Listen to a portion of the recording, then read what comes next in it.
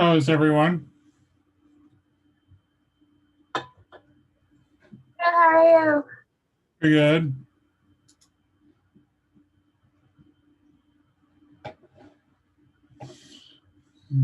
Wait a few more minutes, see if Bella and Laura show up. So I was better about sending out the Zoom meeting this time.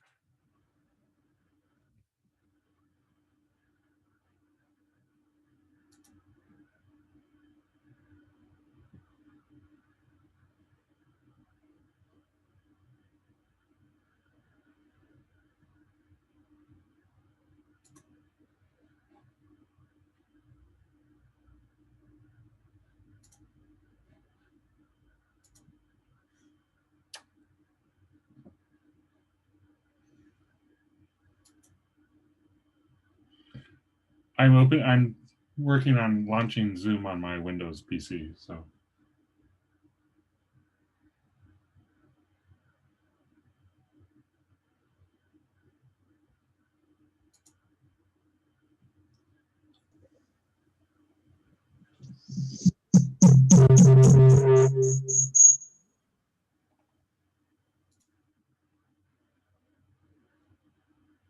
that should be better. No echoey stuff, right?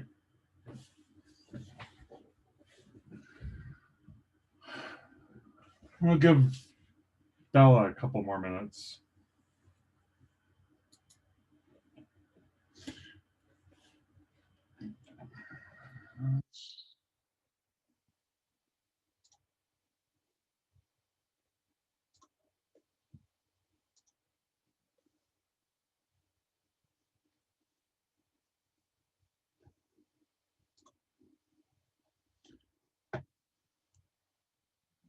I know this looks scary. It's not as bad as you think.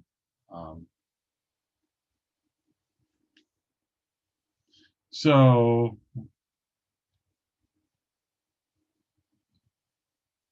subsystems. Obviously, we have a drivetrain, which I've been working on. What else do we have?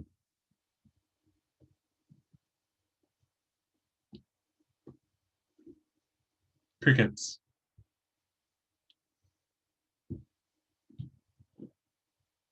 We have a ball collector, right?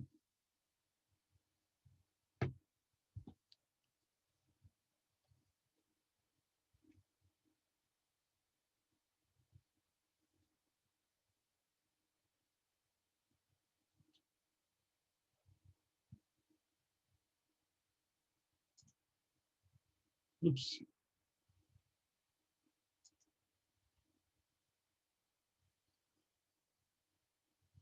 So the ball collector, do we know what comprises the ball collector?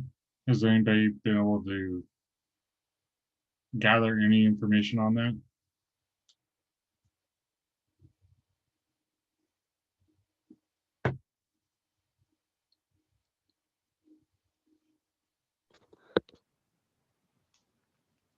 I'm hoping Bella might know. But if I looked at, we could go based off of, I'm assuming the motors haven't changed from last year.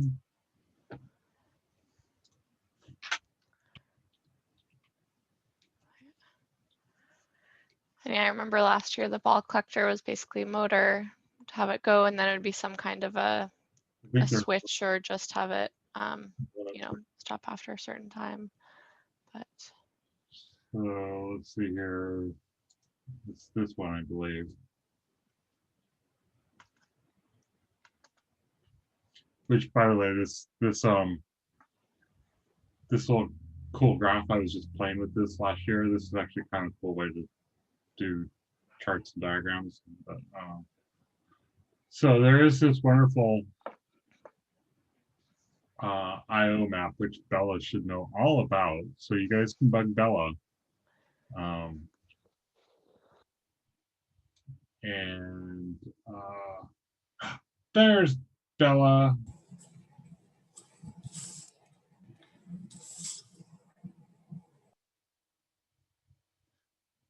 Hello, Bella. There we go. Hi. Sorry, I'm eating my lunch. Oh, no problem. So, ball collector. Is this the only other subsystem that we have that we need to deal with?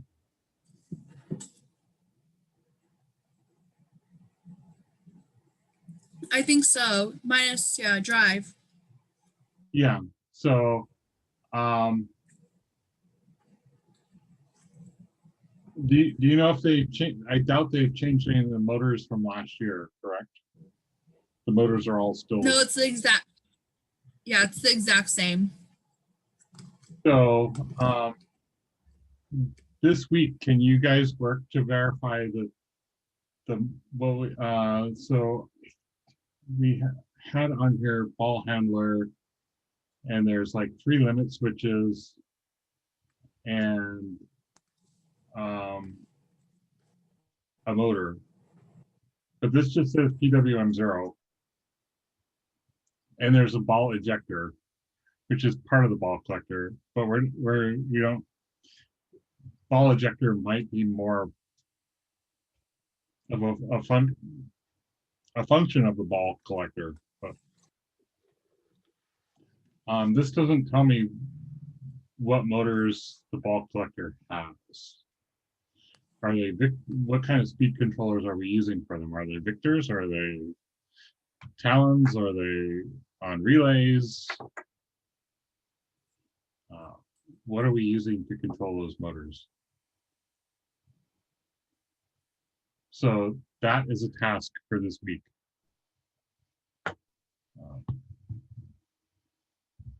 So I will show you guys. So if you saw my mail from last night, you might have gotten some other fun, wonderful mails from GitLab about merge requests, because I was up late last night. I think I went to bed at like 4 o'clock. Because I was kind of like wanting to get some stuff done. And I get kind of going, and I like doing stuff like that. So let's see here.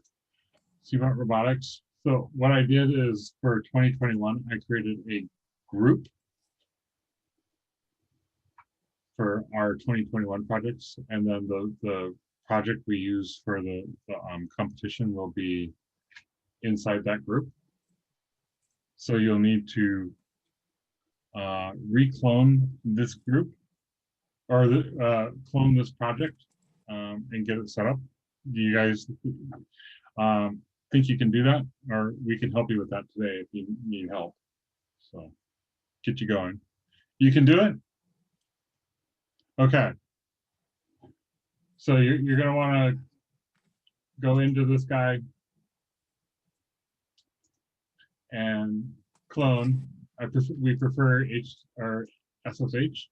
HTTPS will ask you for password, username, password, which could be problematic, but I think everybody has SSH set up, so you can go the SSH route. So if you guys can clone it on your own, I will go ahead and I will get you started. The thing I want you guys to work on is a subsystem. And that subsystem is going to be the ball handler, the ball collector, or whatever you want to call it. So I will go ahead today and I will create a branch for the ball collector, and I'll get things sort of like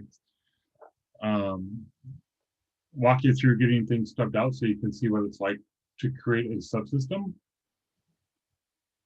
And then we will go ahead and during the week, you will go ahead and work on getting stuff added. You'll have to sort of like coordinate amongst yourselves about like who wants to do what work.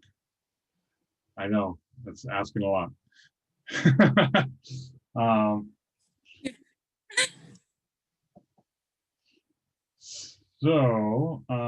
I have merged all of my working drivetrain code up to the master branch. So if I were to create a new branch, this is the wrong VS Code window. But this one. As you can see, I'm still working on some stuff here.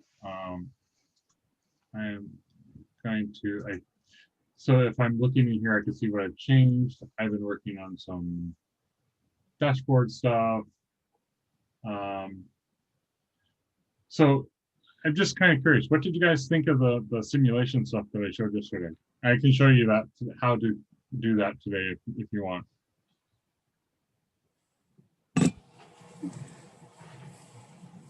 I thought it was really cool. Okay.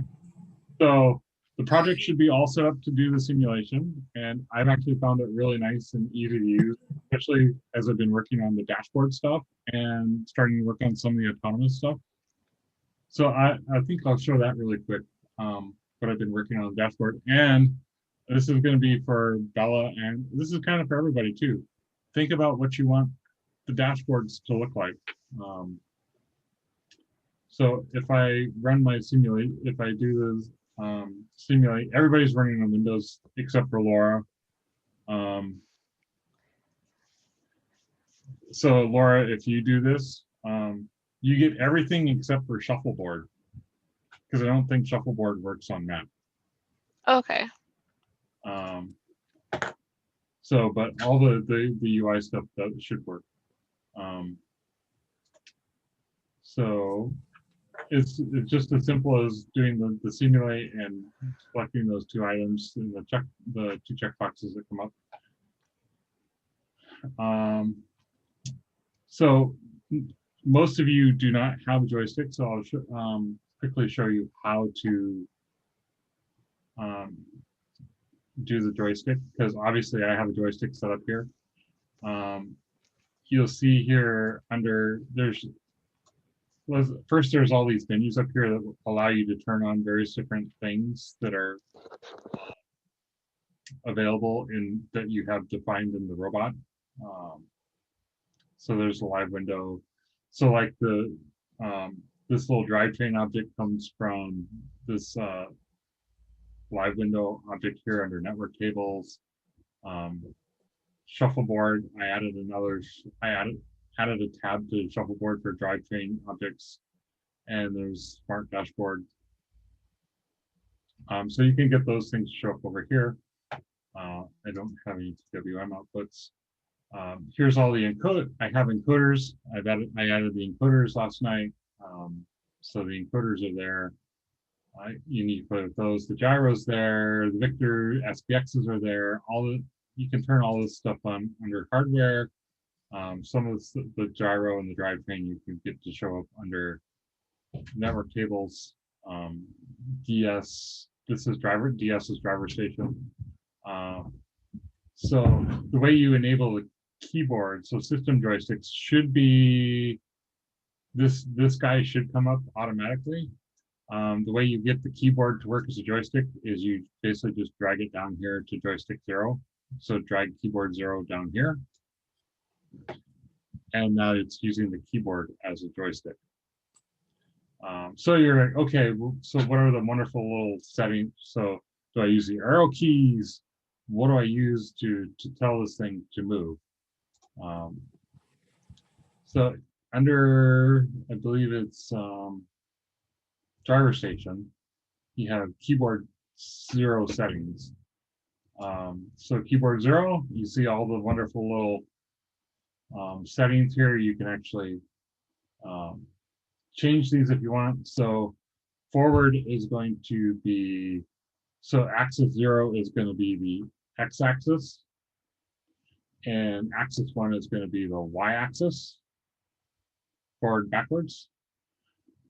And there's a third axis, which we won't use. But here you can see it says increases D and decreases A. So D is going to be to the right, and A is going to be to the left. And if you look on the keyboard, A and D are left and right, and then S and W. So W, if you look on the keyboard, W is forward of S, and so it's the typical, if you did any sort of gaming on a keyboard on a PC, these are the sort of like four classic, like one of the four classic combinations for moving forward, backwards, and stuff like that. So if I just push A, you'll see the drivetrain goes forward, and if I push, or if I push W, the drivetrain goes forward. If I push S, it goes backwards. And if I push A, it spins to the left. And if I push D, it spins to the right. And if I push A and W, it kind of does a turn, right? So you can sit and do some stuff. It helps you test some things if you want to play with drivetrain. Currently, this isn't going to do anything other than make the little drivetrain thing move, because by doing this, there's no physics behind it. It doesn't cause encoders to change or the gyro to change. It just puts values to the drivetrain. I will look into enabling the physics part later, but that's kind of a wish list item. If you want to play with the gyro, say, because I do have a command set up on the joystick. And if you want to push buttons on the joystick, the keyboard settings also tell you what the joystick buttons are, and you can change these. I'm probably going to change them for me. These are just for you. You can change them to whatever you want. So button 1 is Z, and 2 is X, and then C, and it's basically the keys along the bottom row. So we do have set up in the code a command under teleoperated to do the turn 15 degrees to the right. And it's currently hooked up to button 3. So if I push the C key on the joystick, or on my keyboard, you should see the drivetrain turn to the right, which it does, which it will turn to the right. It'll try to go to 15 degrees for 30 seconds. So if it doesn't reach the heading in reach 15 degrees and in 30 seconds, it will stop. Or I can go in to the gyro here, which is this ADX 5450 thing, and I can put 15. Oh, it stopped before I did it. So I will do it again. So I can do 15, and you'll see the gyro move and the drivetrain stop. So that's basically anything that's like an edit box here, you can change. I was working on autonomous mode. So over here you have robot state. Teleoperated is I'm driving around. Autonomous, we don't really have anything set up right now. One of my things for this week is to figure out an easy way for you guys to define autonomous commands, so that you can string together a bunch of like drive straight for 10 feet, turn 15 degrees, drive straight 5 feet, turn 90 degrees, how you would basically string those commands together. I did test it out last night. I didn't check it in, but basically it's using the encoders, and the encoders is what we use to measure distance. So, and Bella has hooked up the encoders before. So one thing we need to get this week is how are the encoders hooked up, or confirm how the encoders are hooked up. They go to digital I/O ports on the RoboRio, and they do some magic funky things to figure out ticks and stuff, and not anything you need to worry about. The thing to remember is it does do, the way these things work is it's 256 pulses for every revolution. So as the shaft turns in the encoder, it sends out little pulses, and basically the RoboRio is counting them, and for every 256 pulses, that's one revolution of the shaft. So I did some math. If we're using 6-inch wheels, I have set in the drivetrain that if you have 6-inch diameter wheels, if you do your geometry, 6 inches is about a 1.5 foot circumference. So for every 256 pulses, it goes 250, goes 1.5 foot. So in the drivetrain, when I initialize the encoders, there is in here drivetrain. Let's see, encoder. So I have set up, you can kind of see it right here.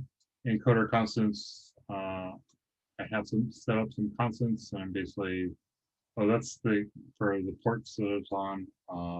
Let's see here. Oh, this down here, set encoder values. So I have to tell each encoder how, what the distance is per pulse. So there's a constant for the circumference, and you divide it by the number of pulses. That's 256. So now if I go back over here and I change, and I can increase the encoder value, and you can see the distance now changes, and I can keep increasing this, and you see the distance just keep creeping up. And if I go down, if you go backwards, the distance will decrease. The way we actually tested this out on the dev board in the past is we actually have a gearbox with a encoder attached to it. You could turn the shaft, and you could see the encoder value change.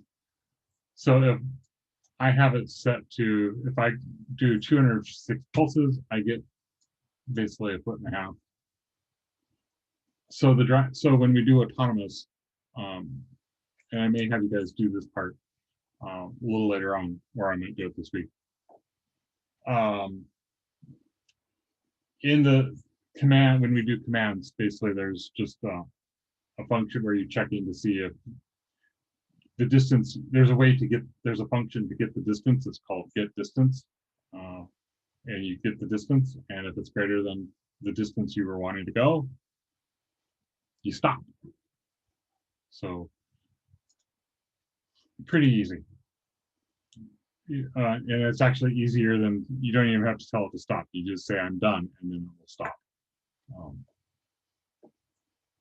So the other fun thing, which you may find useful with the simulation stuff, is you can do, this is all running in the debugger, which we have not talked about the debugger. The debugger is a way for you to step through the code and see what's going on. So I will see if I can demo that really quick. Let's see, I want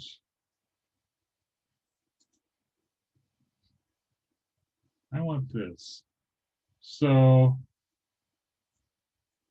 in the debugger, you can set to get it to stop at a certain line, you can set what's called a breakpoint.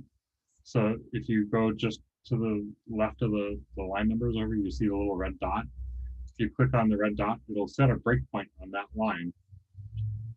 So now when I do the turn thing, it should actually stop like right here. And oops, I gotta actually, if you're using the keyboard, you actually have to have this guy has to have focus, because otherwise you can see it typed in my window versus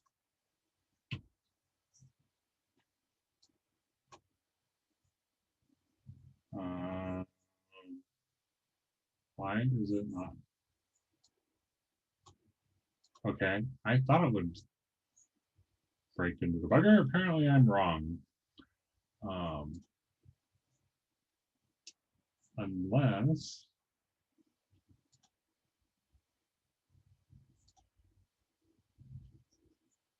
go away. Try this again. I will stop that. I will set my breakpoint. The breakpoint shouldn't have to be set before you start it, but never know.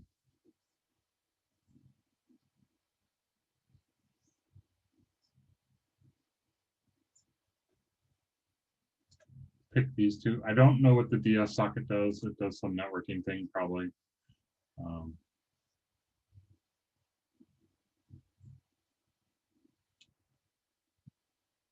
Oh, see there now I hit my breakpoint. So I set my breakpoint in a spot where it doesn't actually get called very often. So I could set one down here in this is finished command. So this is finished function tells whether or not the command is finished. So basically I can step through here and you can see basically all the various different variables that are going on. And if I do up here, you have little controls to step through, and you can use the keyboard shortcuts if you want. Step over, it's just going to step over this function. Step into is it's going to go into this function, and then step out will step out of the function. So if I do a step into, it will take me into this function, which I really don't care, but I will do it just to see what happens. Yeah, so this is sort of what I expected. This is source code I didn't write, but and then if I step out, this is only one line, but it's going to basically take me back up to where I was. And then if I step over, it takes me down to the next line. And you can see how you can watch variables change as you step through it. As if you're having problems with code, curious what's going on with it, trying to troubleshoot it, this is the thing that's going to be the most useful. So now if I hit go away zoom controls, my zoom controller get in the way. The continue button, this is going to tell it to continue. So now it's running again. So I have the breakpoint set down here and it is finished. So if I go into teleop and I execute my command, you will see the robot turn. Actually won't, because it's checking to see if it's done. So this function gets called quite frequently. So so there's a thing called the scheduler for commands. It's calling this guy continuously, and it's going to basically check to see, hey, am I at where I need to be? In this case, the 15 degrees. And you see some errors because something's not getting updated. This is the fun thing with debugging things, because especially if you debug on the actual robot, you have to be sort of careful, because if you're debugging on actual hardware and a motor is set,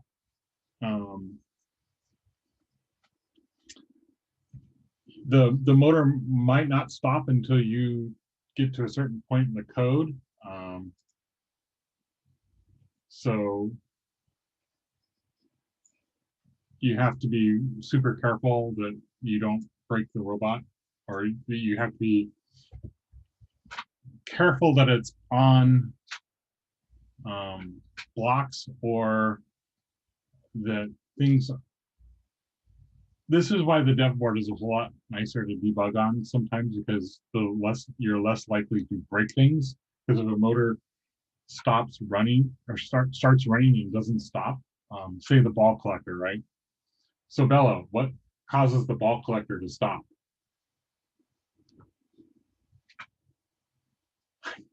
Mute. Realize I'm talking and then muted. So what causes the ball collector to stop? In general. I still can't hear you. Oh, whoops. My speaker's turned off. Am I good now, or is my mic Good now. still being weird? My speakers have this energy saving feature that they turn off after a certain amount of time if there's no sound. But in general, or for the code? So how do we stop what causes the ball collector when we move it? How does it stop? Because it has this pivot thing, right? Limit switches. Right. So the limit switches aren't hooked directly to the motors, correct? No, they're hooked to the Robo Rio. Right. So if you are debugging code that is you want to debug the thing that moves this, and you're like going through it and you hit the thing that starts the motor, but then you take your time in getting to the part where it's actually checking the limit switch. Say it may move much faster than what you get to the point where it's checking the limit switch, and so it may move past that limit switch before you get to the point in the code to check the limit switch and tell the motor to stop. Make sense? Yeah. So that's one thing to be aware of if you're debugging stuff. So I'm going to set my gyro to 15 here. So the next time I go through this, see here, it broke here again. So the next time I go through here, it should tell me that, yeah. So now there is a way to, this is not my favorite way of doing stuff. I used to do Boolean return value get controller, blah, blah, blah. This way I have a variable to look. So if I go here, it's hard to tell what get controller get at set point returns. But if you do a local variable like this, where Boolean is the return type, and I do return value get controller at set point, and then I just do a return value, right? I can't spell return apparently. So this way I have my breakpoint set here, and if I go back, I set my gyro. Oh, setting the gyro in the little gyro box. Yeah, this doesn't do anything. You actually have to set it over here. So if I run my command again,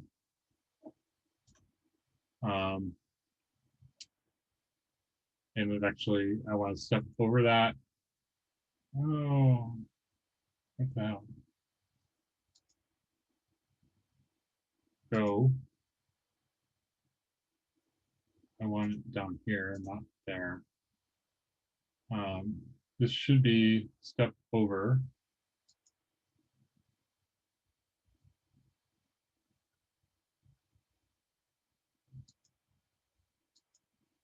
Oh, I know why. Don't change code while you're debugging, because what happens is it's confused. So to stop the simulation, you just close this window. You just close the simulation window. So what was confusing is I changed the code, but it was still running the old code. So it thought it was at the same place. Because the source code didn't match up. It didn't rebuild, basically. So if you change code, you got to basically rebuild it. But this is a good way for you guys to experiment, play around with it.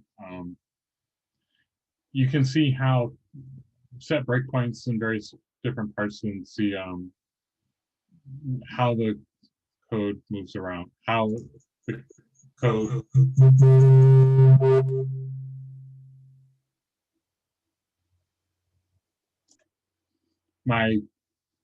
the Zoom controls got in the way. I hit the unmute button. Come on, go out of the way. Oh, great. Now, stop. Since I hit the wrong. So if when these here's one little quirky thing about the simulation thing. When these little checkboxes come up, if you click outside here and you click on something like the Zoom controls,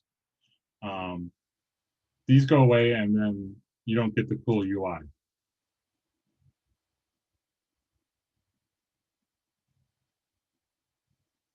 So teleop, button 3. Why did it not do it? Oh, because it's there. Okay. So you can see it's already checking to see if it's finished or not. And you can see the return value up here. It's false, right? Because we're not done yet. If I tell it to continue, if I go over here, you should see the, well, it still hasn't, it's not updating the motors for some reason. This is a safety feature probably, but you can see the value is false. And as soon as I hit go and I change this to 15 degrees, and I tell it to go away Zoom controls, hit continue.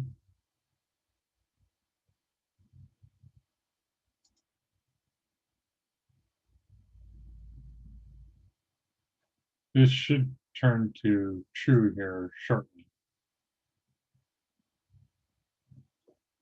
Apparently, I'm wrong.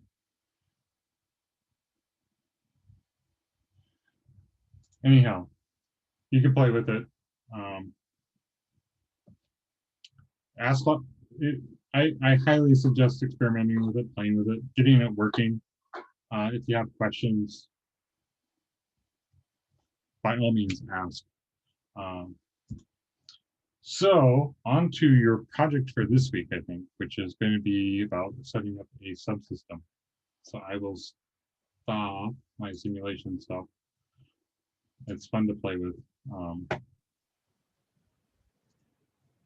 So the way you create a subsystem, it's not as scary as you think it is. And actually they do a lot to help you do it here. So if we were to create a ball collector, there's a folder under Java FRC robot called subsystems. You would just create, well, first of all, I want to create a new branch because I'm working in my drivetrain branch. I don't want to put the ball collector in the drivetrain. And I don't want to I want to get rid of those changes. And I want to add some dashboard stuff.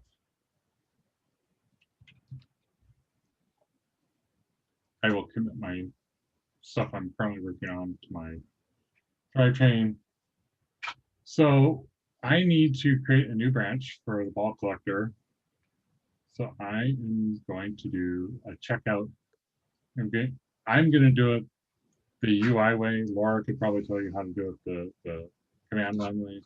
I am just going to create a new checkout from, I believe that's what I did, checkout to, and I'm going to create a new branch from an existing branch. And I'm going to call it ball collector.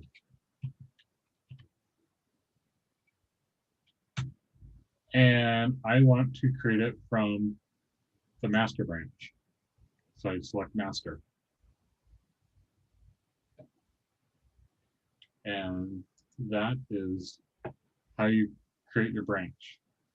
Oops, actually, I created a name that I did not want. I don't know how to delete it, but I'm going to recreate the branch I want. So I try to use this feature. Just feature is like, hey, this is a feature ball collector.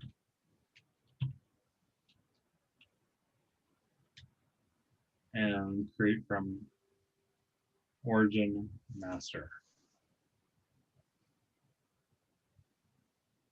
So down here it says feature ball collector.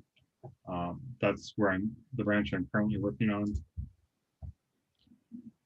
So I go back to the Explorer part, and under subsystems, why does it not have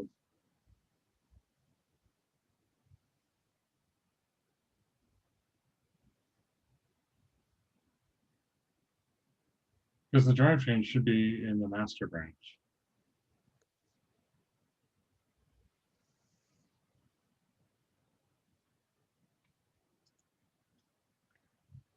Were you in the master? No, I was in my drivetrain branch before. Oh, interesting.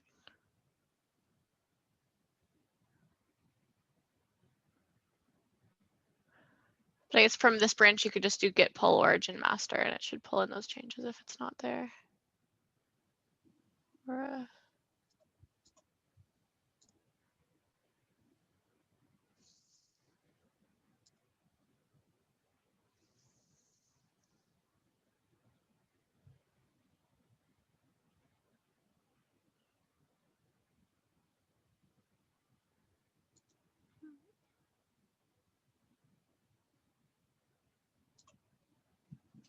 Yeah.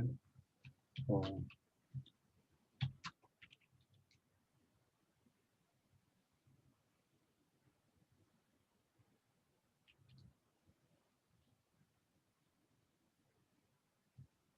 What?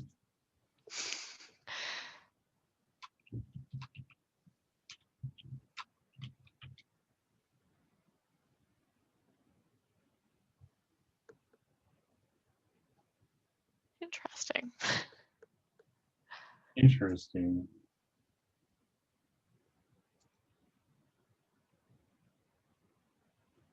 This is actually build.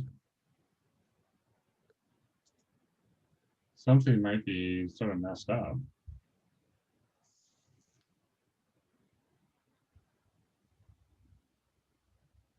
Well, builds. Currently,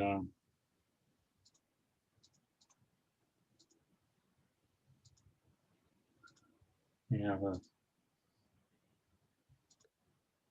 Visual Studio is kind of like confused about a few things. Anyhow, subsystems. So you can create a new subsystem. Just right click on subsystems.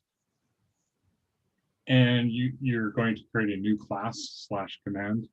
It's actually, everything's basically a class. But if you do the create new class command and you do subsystem, you can pick new subsystem.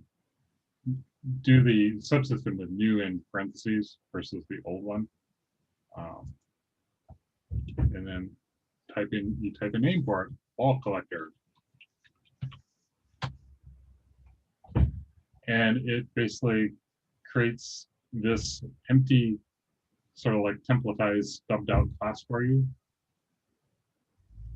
This is basically what I started with the drivetrain.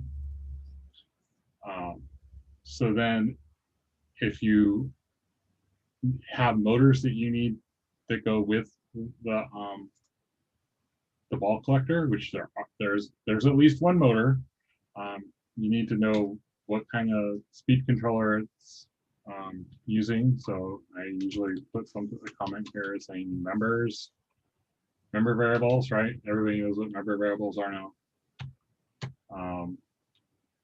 And then say it's using a Victor, right? the type for Victor is Victor. And I could say pivot motor, right? Or whatever this thing is controlling, right? And you can do Java lets you do this, which I don't necessarily. It's a nice, super convenient thing, and it's the thing all the new kids are doing. And you do a new as you declare it, and you put in the PWM channel, right? And I think it might be like 2 Spark Yes. motors on a Y cable, actually, but Let we can them do this an figure that example. Yeah. Because I'm not going to do it all for them. So here, you get the little red squiggly lines. You can either right click and, or actually it's not right click. You just kind of like hover and you get this little thing that comes up, and you can do if you're quick, you can go in depth enough. You can click on the quick fix thing here, and it gives you suggestions on how to fix this. Or if you have your cursor there, you can do control period. It does the same thing. And says, well, the best way to fix this is to import the Victor class from WPI first. Yeah. So it basically adds an import statement up here so that it knows where to go find the Victor class. You have now declared a motor for your subsystem. Make sense? Bell is like, ah. I'm gonna do this on my own, and then our next meeting, I'm gonna be like, so how do we do this again? Fine.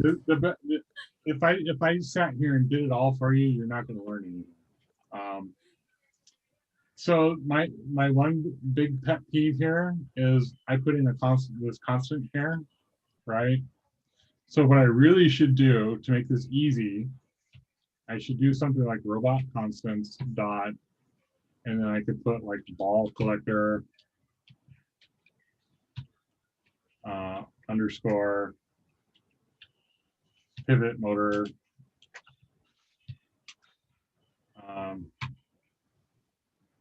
DIO port or whatever, digital input output port, right? Something so I know what it is. Again, I get a little red squiggly line because this isn't defined anywhere, right? It doesn't know what this is, because if I do like peek at problem, it tells me ball collector port, DIO port cannot be resolved. It's not a field. So it basically, this is their way of telling me, oh wait, that it doesn't know what that is. Again, if I do the quick fix thing and I do control period, or I don't know how to make this thing go away. Oh, hit escape. So, or if I do the quick fix, it gives me the option to create a constant ball collector pivot motor DIO port in robot constants. Hey, that sounds like something I want to do. So what this is going to do is it's going to go into the robot constants class and create this constant for me. So if I do that, the red squiggly line goes away. If I go look in robot constants now, you'll notice down here it created a constant. And then you could set this to, obviously 0 is not, well, actually I think 0 is a valid value, but we would set this to whatever it is from the IO now, right? Because that's the PWM port, or actually it's a PWM port, right? Yep. Yeah. So I was thinking it was digital IO. It's actually PWM. So one thing you can do, say I screwed up here, right? This is where IDEs are kind of nice and helpful, because I can go down, I can right click on the name, and I can go down here to rename symbol. And I can rename this to say like PWM port. So not only did it rename it here, yay, it renamed it over here. So I don't have to go change 5 bazillion places that I renamed it. And I typed it wrong. So, and then as you mouse over it, you say, oh yeah, I can see that it's set to 9. And then you can, so we have this is the new cool kid way to do it. Which I'm fine with that. The old person way to do it is you do it inside the constructor. This is so in the CS Awesome course, they should have been talking about what constructors are. This is what gets called. This is how you build your object. Normally you put like, oh, the thing I forgot here is I forgot to tell whether it's private or public. I want to make it private because I don't want people using it outside my class.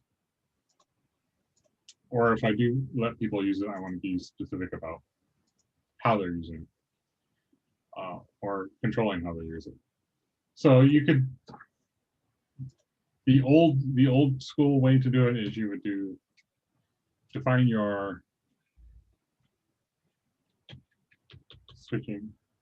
You define your member variable like that, and then in your constructor you would do pivot motor gets, oops, 2 equals doesn't work. Same thing, right? So this periodic method is something comes from the base class, the subsystem base. This gets called like every 50 milliseconds or so. And if you look at the drivetrain, notice drivetrain subsystem also inherits from subsystem base.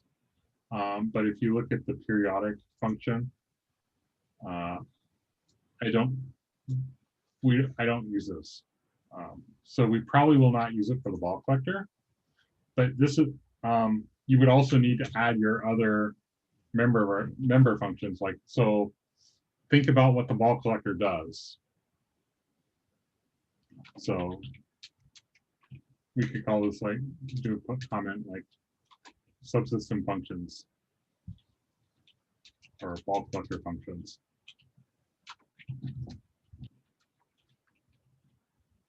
Right, and then I might have, because it needs to be called from outside, so other people need to be able to call this. So it's going to be public, and it may or may not return something. If it's just moving a motor, probably not. I could call it move up, right? And it may or may not take something. It should follow proper naming conventions, start with lowercase. And I could do like pivot motor dot set, and I could set the speed, or I could do this, right? And I could say I maybe want to have it move up, and I pass in a parameter that tells me how fast to move it. Okay.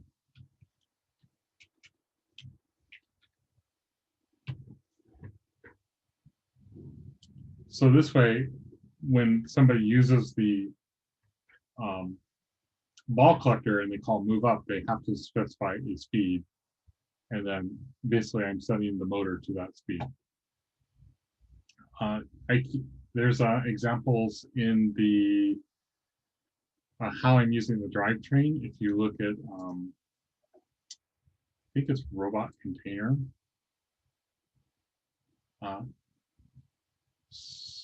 Actually, it's in the arcade drive command. when you start getting into commands. You'll notice in here, I'm calling a method on the drivetrain to set arcade values, and I use the joystick object to call the method on the drivetrain that sets the motors based on the joystick. So yeah, another handy thing in the IDE is if you right click on this, you can go to the definition and it will automatically take you there. And you can see, yeah, set arcade values. It takes a Y value and an X value. And all I'm doing is I'm calling arcade drive on the differential drive.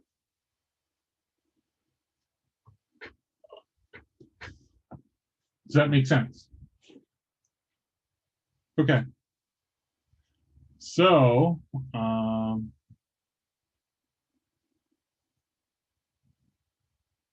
how do you guys feel about, you want me to create the push these changes that actually create the sound, the branch and the stubbed out thing for you, and you guys go from there? Okay. And you can build it, you can try it out. If you have questions about how you want to test it out, I'm more than willing to help you out. The drivetrain is a good example. They also have this example subsystem that's in the project as well. It doesn't do anything. That's the kind of like not so cool thing about their example, because they also have this example command which doesn't do anything either. But the drivetrain, I think if you play with, I know the drivetrain looks like scary, but if you break it down, hopefully I've commented it well. Again, you can see I put in members that are part of the drivetrain. Like there's a differential drive, there's the motor controllers for the various different speed controllers. I created an enum. You won't need it. You may or may not need an enum for the ball controller. It has the gyro, it has the encoders. That's pretty much all that's on the drivetrain. And then this, I did the constructor because I wanted to construct based on whether I was using the dev board or the actual robot. With the simulation stuff now, don't know if I really need it or not, but it's fine. And then in the constructor, I kind of like set up the encoder stuff, and if you go through this, it's not as bad as it looks. It's not as complicated as it looks. It looks scary. It looks like a lot, but it's really not that bad. And like you'll notice in here, I have these functions called set left motor and set right motor. This is before I figured out how to properly use the Victor SPXs, which I put in this note in the comments. Since we're using WPI Victor SPX for the SPX controllers, we don't use this at all anymore. This isn't necessary. And then because I simplified it down to doing, there's a set tank values and set arcade values. I don't have to do this left-right stuff anymore. Then there's some stuff for the gyros. Oh, there's also a way to set the max output for the motors. Say we wanted to put a control, this is for Bella. If you wanted to put a control on the joystick to say, make it so the fastest I can ever go is half speed. That's what the set max output will do. You can say, I want to limit the speed of the robot to half the speed. So that way, no matter how far you push the joystick forward, it will only go half speed. Could be useful. Think about it. We will get into hooking up buttons and stuff later because it's a little more interesting. But there's some gyro stuff, figuring out gyro stuff, and the encoder stuff. And this is really not super complicated. And you can so you see all this stuff, right? So maybe you see like, oh, there's this set arcade values, right? Another interesting, nice thing in the IDE is if I right click on this, I can go down to find all references. And this is going to, because maybe you're curious as to how people are using it, or how I used it, or how it gets called, or where it gets called. This find all in references will search through the project and it will show you all the places where set arcade values is called. So I can click on robot container and it will show me where I'm calling it in robot container. And this is in a spot. This is doing some of the more complicated stabilization stuff, which you won't have to do for the ball handler. Here it's getting called in arcade. Whenever the arcade drive command gets called, it's calling set arcade values. And then it's when the arcade value command ends, it's setting the motors to 0. Stop, right? This is important because if I just left them, then yeah, because this is important because the command, this arcade values command, when I run the turn command, the arcade values gets interrupted and it needs to end, so it needs to stop. So I set the motors to 0. Drive heading. So if you want to see where something is called or how it's being used, you can search the IDE. IDE will help you do that. Make sense? Yay. So it's been an hour. I think, Laura, you're going to be able to start maybe working on some of the camera stuff, please. Yeah, hoping to look into that. Or at least just add some things to see if you can, I don't know, motors move when it shows the since I have the actual electric tape or whatever. Yeah. So I don't know how to set up the targets and stuff, but or the grip pipeline or whatever it was we were using. I'm familiar with the PID stuff, which I was kind of like looking through the camera stuff from last year a little bit. I was trying to. It seemed to make sense for the most part. I think it's basically just putting stuff in network tables and then you look in the network table to see where it's at. Cool. So do you guys want to meet on Wednesday to see how far you've gotten? We can meet Tuesdays and Thursdays now. Okay. It was just last week. Okay. So Ethan and Olivia, you guys good with Tuesday and Thursday? Okay. Yeah, so this will get you, and if you want to ask me a question or want to hop on Zoom before Tuesday or Thursday, like you're stuck and you want something, you can send me email. I'm generally available this week. Laura's obviously busy during the day, but she works. Oh my God. She's one of those working people. Shame on you. Shame on her. She's actually being productive in society.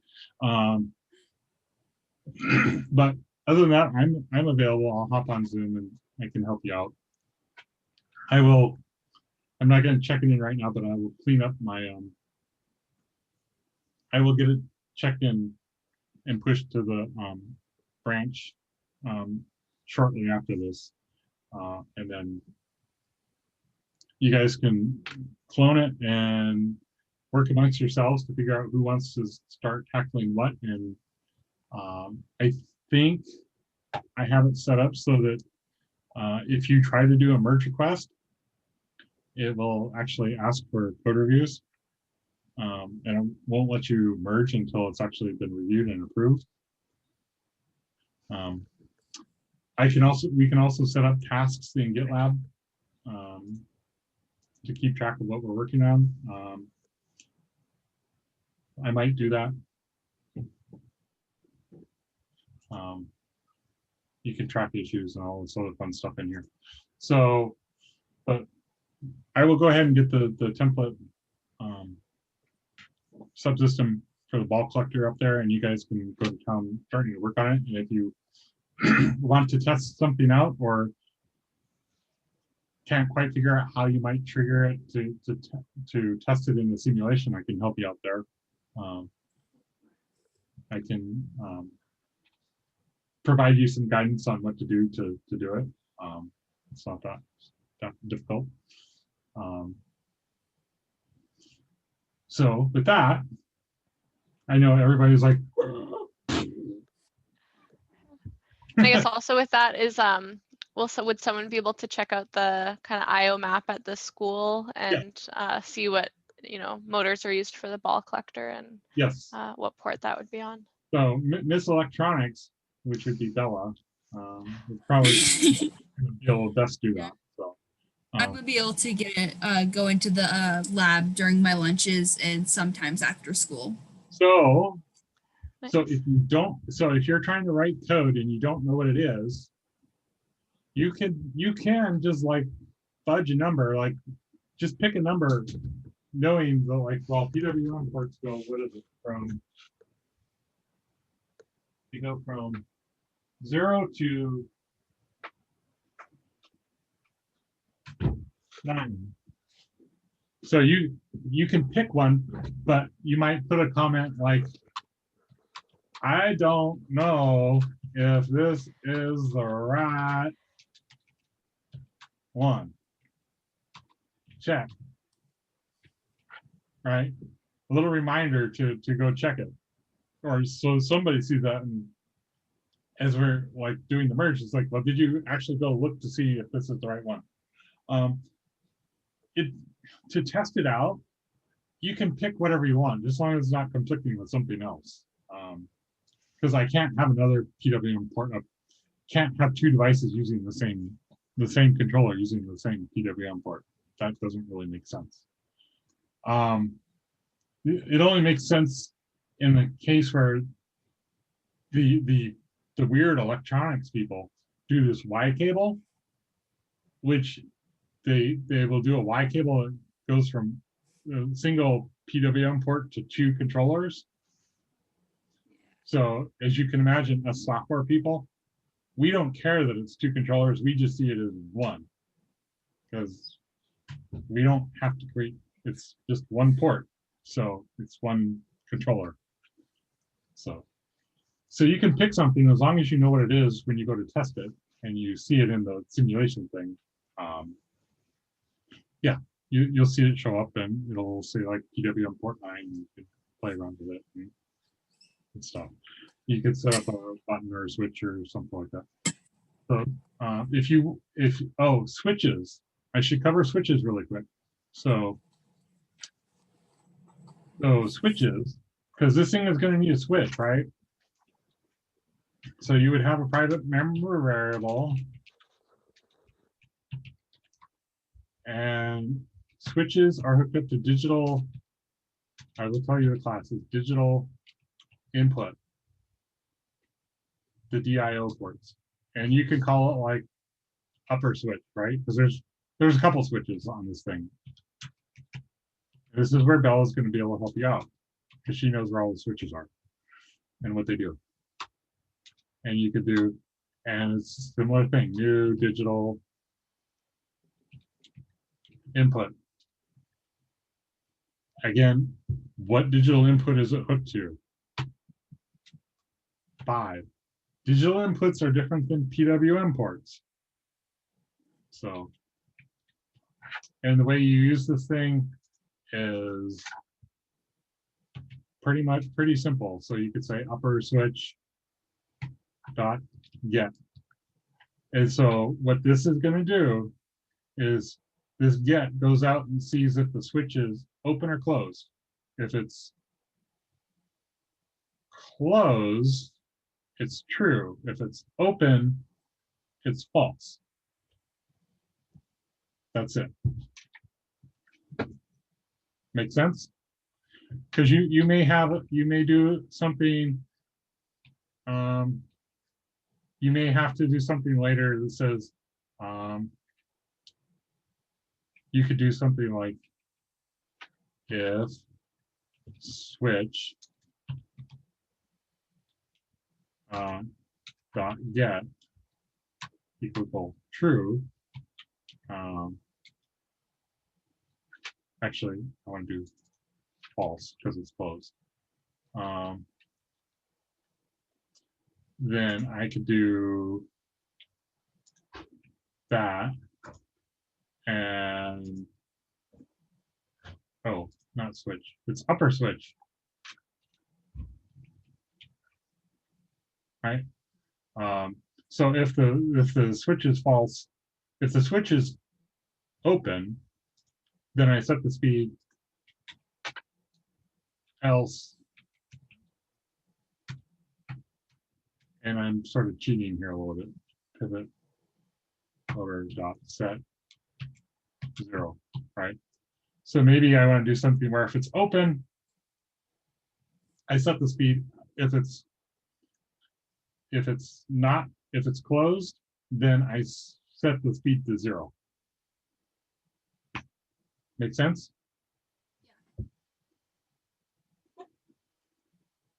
Yes, no? Yeah. Okay. So you can do, that's how you use switches. Switches are pretty straightforward. And you can, if you want to see them show up in the dashboard, you can, I will show you really quickly how you do it. You just do smart dashboard dot add. Oh, yeah, it should be add. Oh, it doesn't know what smart dashboard is. Quick fix. No, I don't want to create constant. Oh, I forgot the age.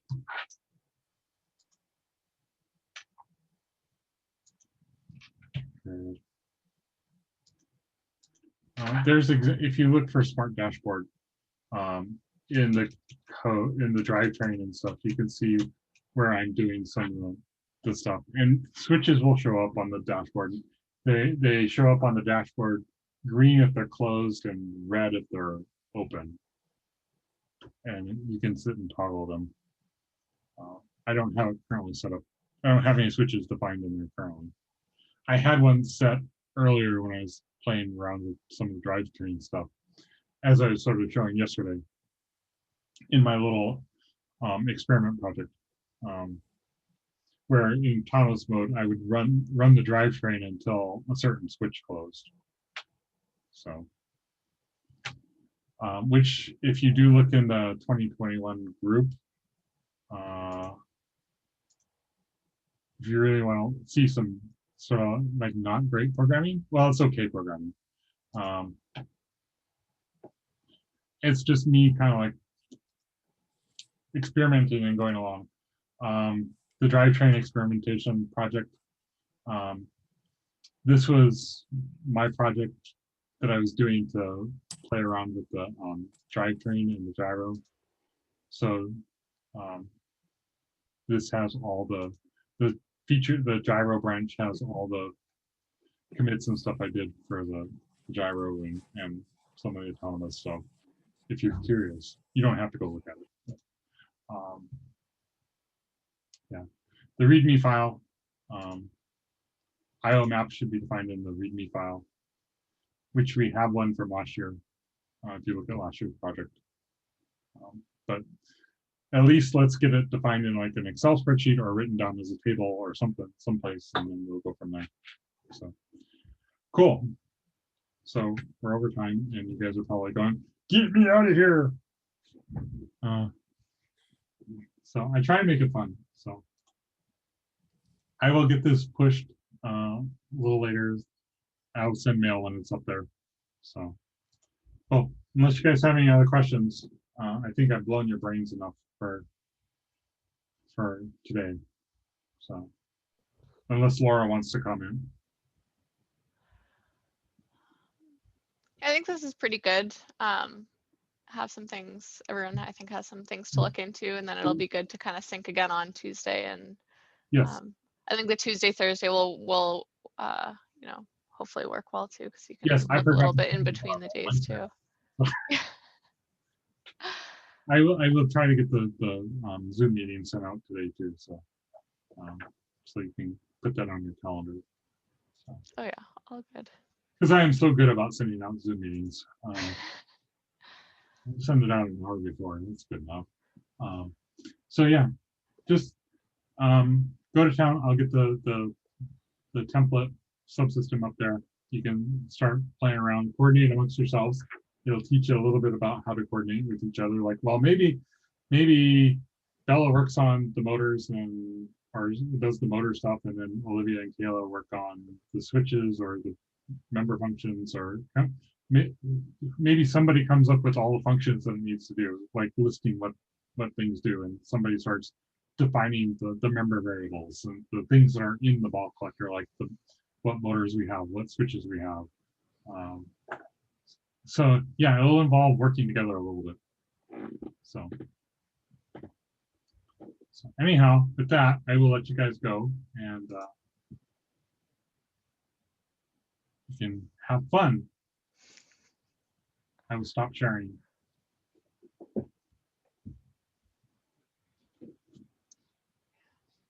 Any questions? Questions? Okay. Okay. I expect to see a total ball collector subsystem by Tuesday. That's my job as a manager. Is like, you're going to get this done now. As Laura knows, I'm such a I crack the whip really hard.